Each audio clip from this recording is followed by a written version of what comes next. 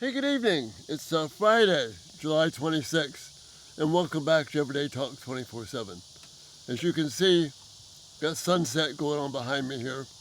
Nice calm night. Lots of cicadas.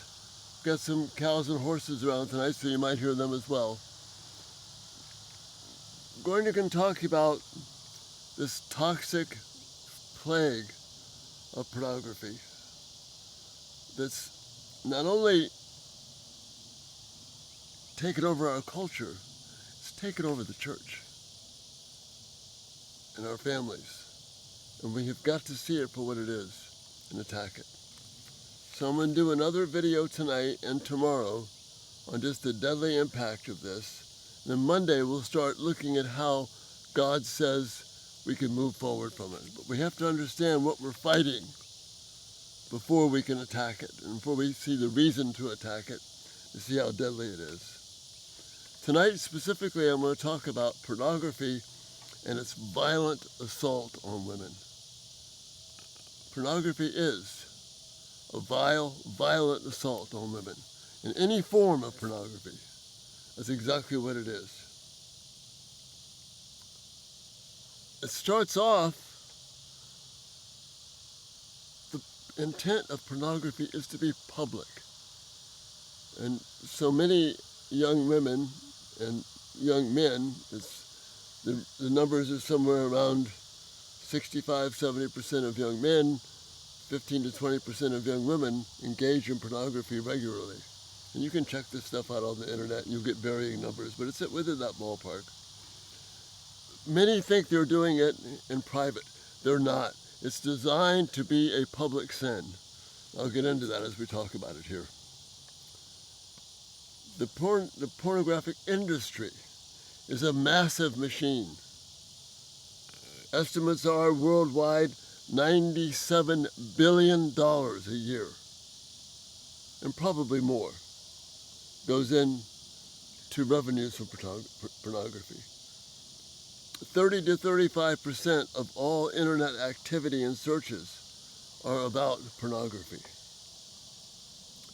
See, it's a public sin because of this. The enemy designed it that way. In Ephesians 4:19 we read, having lost all sensitivity, the futility of this world, having lost all sensitivity, these people have given themselves over to sensuality so as to indulge in every kind of impurity with a continual lust for more. I like the NIV 84 reading there. A continual lust for more. It's never, ever satisfied. This word for sensuality is also listed as part of the deeds of the flesh in Ephesians 5:19. And the intent of the word, sensuality, is that it's unlawful acts which are designed to shock the public. That's the intent behind this word, sensuality. And pornography runs right into that. Pornography gets more and more gross, more and more shocking. It's by design, it's by the enemy's design. And it's never designed just to be for one person. It's a plague, it's an infectious plague, far more deadly than COVID or any other thing we can think of. So it's not a sin that's done in secret. Like alcohol and other substance abuse, it's actually worse, I believe. It impacts every area of life and is also seen throughout the heavens and the universe.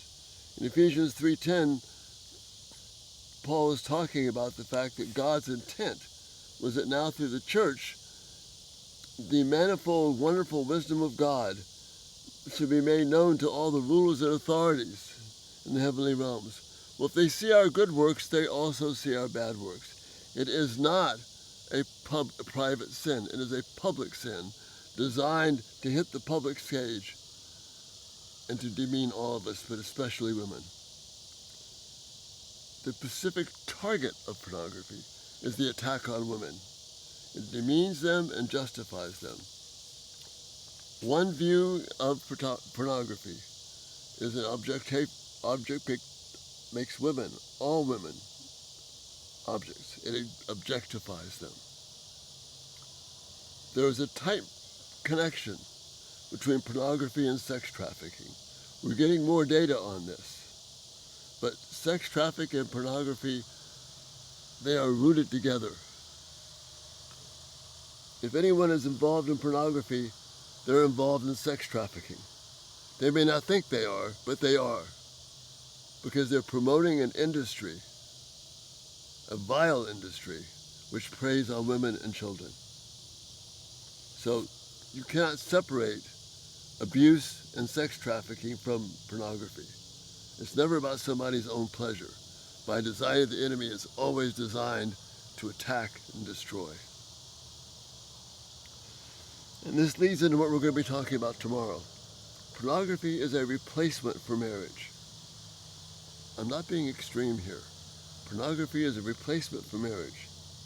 Because, you see, marriage is the place where sexual knowledge and intimacy and relationship is designed to take place.